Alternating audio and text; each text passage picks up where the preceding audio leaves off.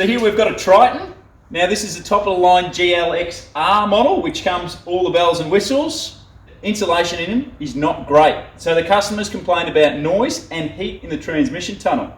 What we're going to put into this is one of the dual cab packs. So we're going to insulate the floor, the doors, the rear firewall and the roof.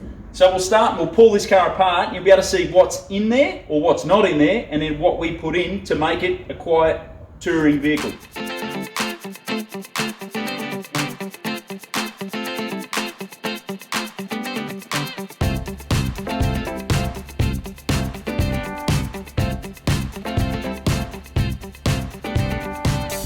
So we just finished dampening our rear door.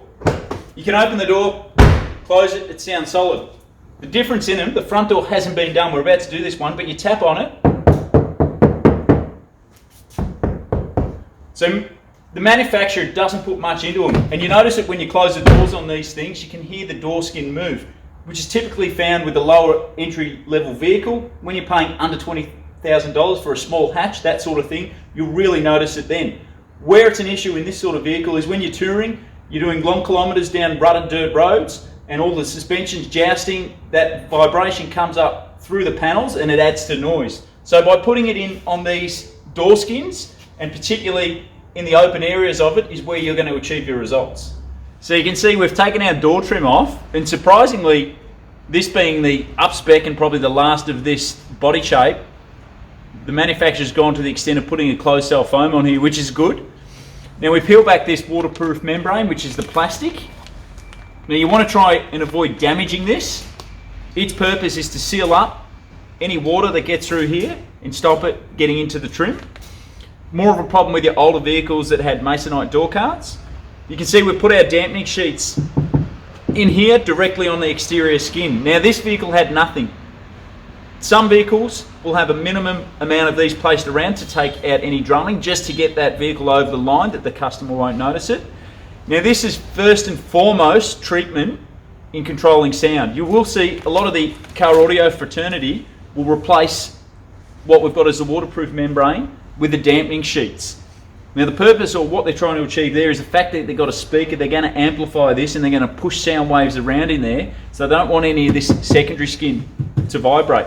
But what you're going to find is this secondary skin here has got a lot of shape and form in it. So you tap on it and I guess the analogy of the pebble in the pond effect is not there, or compared to the outer skin, this is where it's all happening. So with our kit, we've put enough material in that'll allow you to do the outer skin. If you want to do the exterior, the inner, what we'd call the B structure surface, you can do that. You're just going to use more material. So at a minimum, this is the first surface that you want to treat.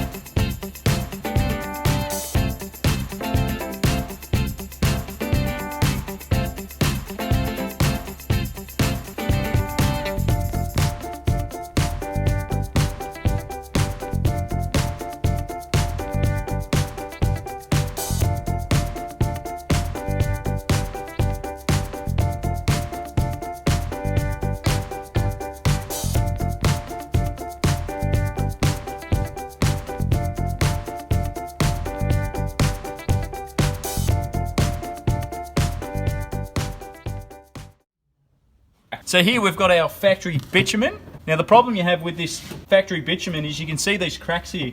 You can see it's actually delaminated. That's when you're going to get water underneath. You can see the factory stuff here is really brittle and stiff. So just to clarify, our stage 1 dampening is a butyl based rubber. It's flexible. Once it's stuck down, you're not going to get water underneath. So do I need to remove what's there? Well, it's a case of have a look at it. If it seems solid, like some of this here is solid and it's not moving, you're right to either go around it or go over the top of it. If you see an area where it's loose and flaky, like this piece that we've pulled off here, my suggestion would be to take it out.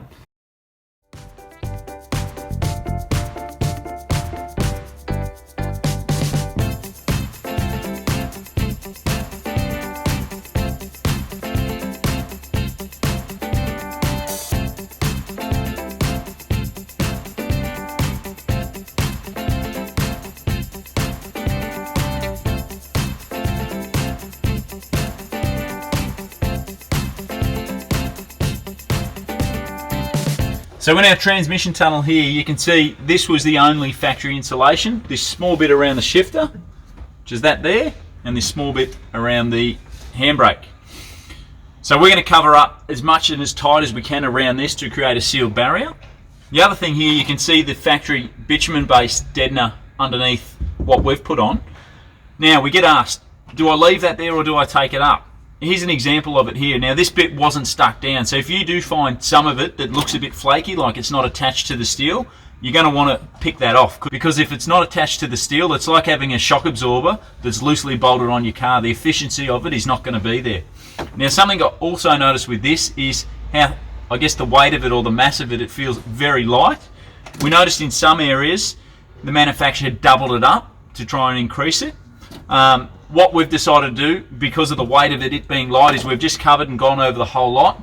We've got the interior out, that now's a good time to do it. We figure rather than go around it, this kit allows to cover the floor. We'll just go and cover the whole thing as much as we can, and then we've done the best we can. So we've covered as far as we can get, pretty much under the brake pedal. Now there is a factory firewall blanket there, and it looks to be some sort of mass-loaded vinyl sound barrier. We've tucked under that, and we've gone all the way through the floor and up the rear wall. The next stage is the underlay, or what we're calling our stage 2, which is our mass noise liner.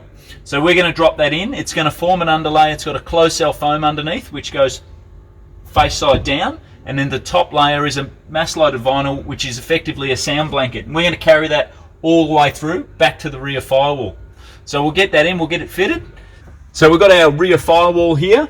Now this one's got a drop glass, so it's a little bit different. You treat this panel like you would a door, where we peel this waterproof membrane off. It's actually got a bolt-in panel, which is similar to some of the European cars.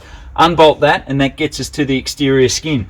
Put some stage 1 sound dampening mats on there, and that'll take out the drumming.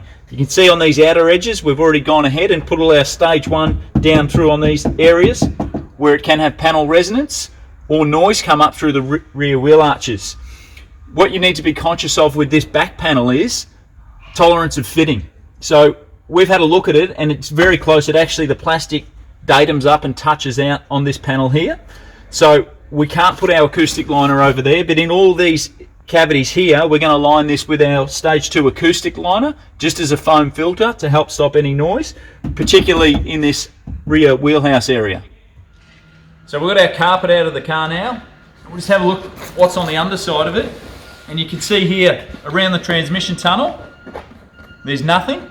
So the owner was complaining about heat coming up around the tunnel. There's nothing between it and the sheet metal stopping it. You can see here the discoloration. This has been wet, it's had water. It doesn't smell too good either. So what we're going to do is we're going to remove this off. So you can just peel this off. It'll leave a small amount of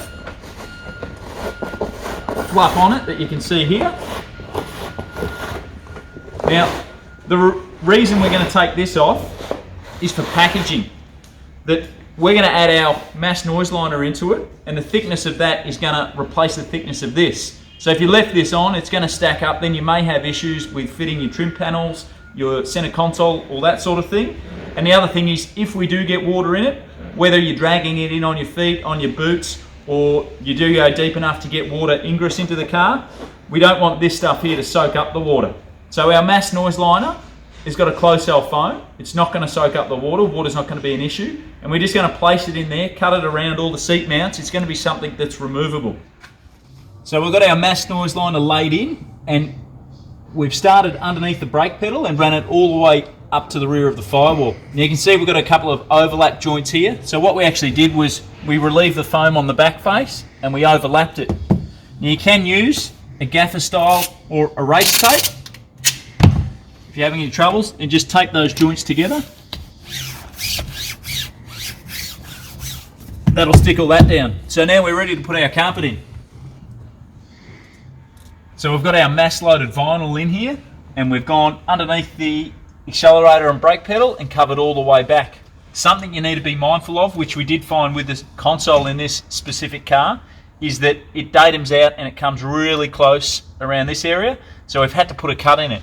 It's not ideal with the mass loaded vinyl because we're trying to create a sound barrier, but reality is you've got to make it package. So you can see we've gone through, we've covered up as much as we can around the center console area and right up to the rear wall. Now we'll put our carpet back in.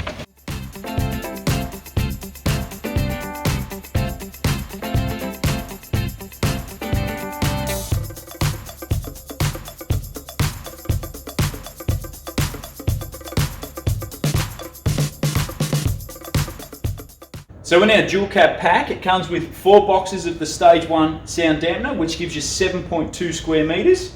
Now, typically 2 boxes or around 3 square metres will cover the carpeted area up to the rear firewall. We then allow to skin the rear firewall, the door skins and the roof skin.